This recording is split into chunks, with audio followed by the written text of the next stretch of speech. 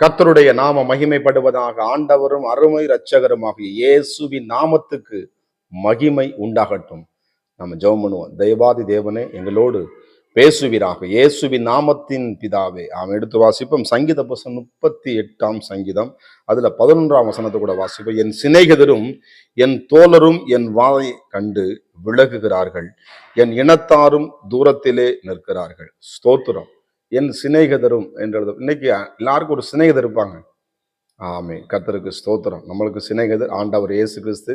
ரெண்டாவது, நம்மளுக்கு பூமியில என்ன பண்ணும்? சிநேகிதர் வேண்டும், நல்ல சிநேகம் வேண்டும். ஸ்தோத்திரம். நல்ல நட்பு வேண்டும். ஆமா, இல்லைன்னா தேவையில்லாத நட்பு கேடாய் முடிந்து விடும். கர்த்தருக்கு ஸ்தோத்திரம். இந்த தோழர்கள் என்று எழுதப்படும் இந்த இடத்துல சிநேகிதர் தோழர்கள் என்று எழுதப்பட்டிருக்கிறது.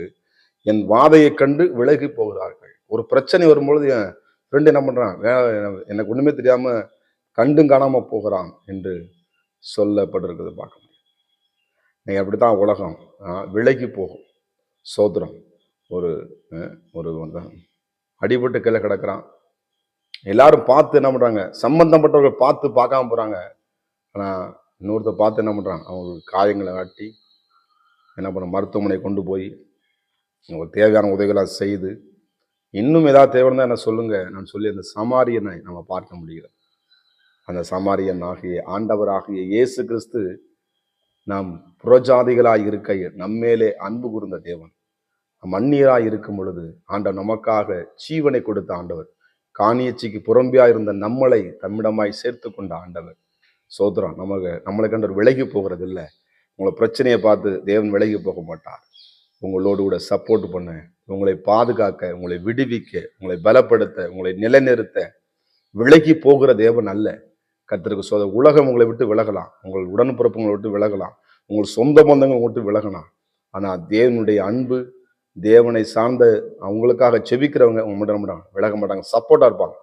கர்த்தருக்கு மகிமை. யோனத்தான் தாவீதுக்கு சப்போர்ட்டா இருந்தான். கர்த்தருடைய நாமம் மகிமைப்படுவதாக.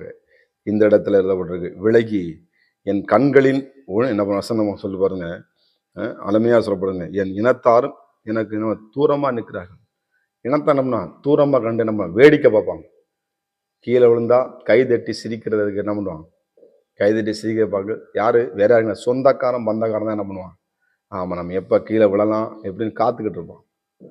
நம்ம அப்படிப்பட்ட மத்தியிலே கர்த்தர் நம்மளை விழாதபடி பாதுகாக்கிற தேவன், உன்னை காக்கிற தேவன். உறங்கார். வானத்தையும் பூமியும் உண்டாக்குன கர்த்தரிடத்திலிருந்து நம்மளுக்கு ஒத்தாசை நிச்சயமாய் வரும். எனக்கு அருமையான தேவனுடைய பிள்ளைகளே, ஆண்டவருடைய கிருபை உங்கள் மேலே எப்போதும் இருக்கும்.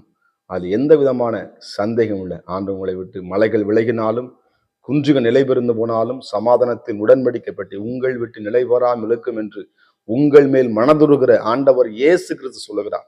இந்த இடத்துல நம்ம தூரத்தில் இருக்கிறார்கள். சில பேர் உங்களோட தூரமா இருக்கிறாங்களா, எனக்கு என்னுடைய நன்மை ஏதாவது பண்ணணும், என்னுடைய பக்கத்தில் வராங்க, இப்போ எனக்கு தேவைப்படும் போது என்னோட தூரம் போயிடுறாங்க.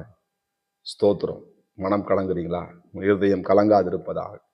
தேவனாகிய கர்த்தர் சமீபமாய் இருக்கிற, தம்மை நோக்கி கூப்பிடுவர்களுக்கு அவர் சமீபமாய் இருந்து உங்களுக்கு அற்புதங்களை செய்கிறவர்.